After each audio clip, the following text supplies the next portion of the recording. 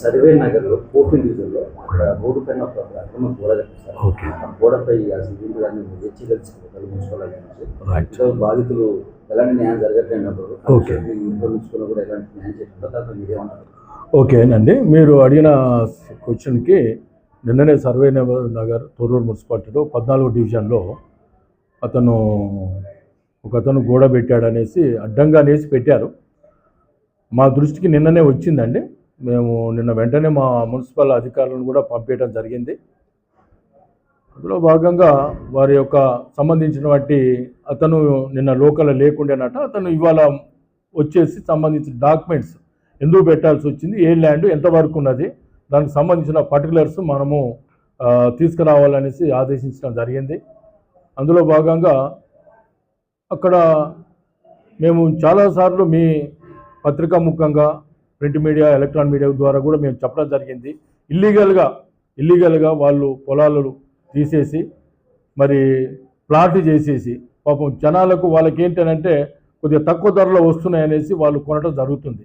అది కాకుండా లేఅవుట్లు గవర్నమెంట్లు కలెక్టర్ గారు ఇచ్చిన అప్రూవల్ వల్ల మీకు ఎంతో లాభాలు ఉన్నాయి. మంచి రోడ్లు ఫెసిలిటీసు, వాటర్ సప్లై, తర్వాత కరెంటు, డ్రైనేజ్ సిస్టమ్ ఉంటుంది. ఆ విధంగా మీరు తీసుకున్నట్టుంటే భవిష్యత్తులో మీకు కూడా మంచి మరి మున్సిపాలిటీ ఇమీడియట్లీ పర్మిషన్ ఇవ్వడానికి ఉంటుంది. తర్వాత మీకు లోన్ ఫెసిలిటీ ఉంటుంది. తర్వాత మీకు కూడా ధర అనేది ఒకటి ఉంటుంది. మంచి వెంచర్, ఒక వాతావరణము, మంచి అదేంటి తోట, ఒకటి పార్క్, అలాంటి అన్ని ఫెసిలిటీస్ ఉంటాయి. దయచేసి మీ ద్వారా మేము పట్టణ ప్రజలు, తొర్రూరు పట్టణ ప్రజలకు తెలియజేసేది అంటే అదే. మీరు అనవసరంగా మరి ఎవరో మరి తక్కువ ధరలో చేస్తున్నట్టు వెంచర్లను పోయి మీరు కొనుక్కొనేసి అటు రోడ్డు లేకుండా ఇలాంటి ఫేస్ చేయాల్సి వస్తుంది.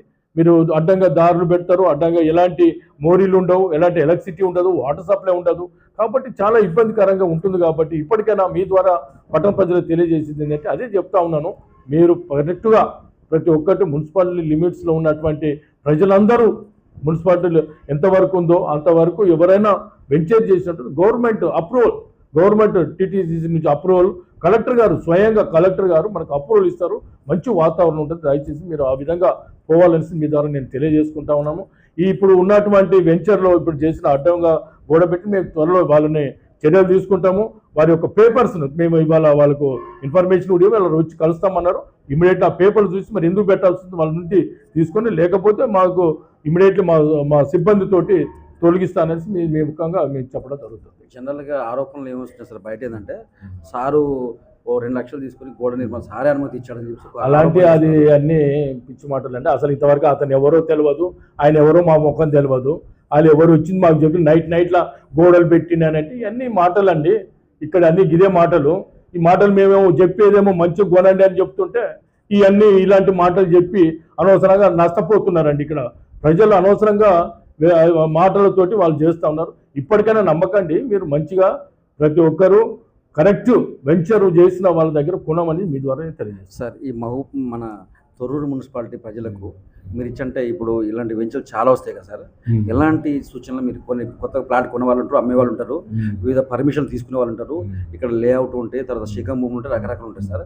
అలాంటి వాళ్ళు కొని చాలా మంది ఇబ్బంది పడతారు. ఇలాంటి వాళ్ళకి మీరు ఎలాంటి సూచన ఇవ్వబోతారు? నేను అదే చెప్తున్నా మీ ద్వారా. నేను ఇప్పుడు కూడా చెప్పాను. ఇప్పుడు బృందావన్ ఇచ్చారు, కలెక్టర్ గారు మొన్న రీసెంట్లీ ఇచ్చారు.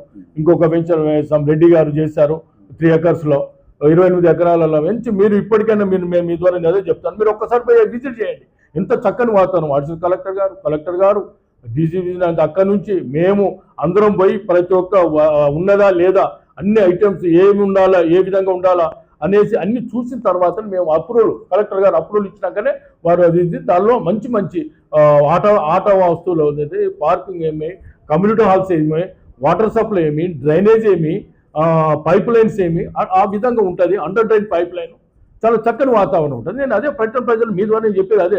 వచ్చిన 1 ఇయర్ నుంచి నేను మొత్తుకుని చాలాసార్లు ప్రెస్ మీట్లో కూడా చెప్పాను. మీరు మంచి వాతావరణంలో కొనుక్కోండి.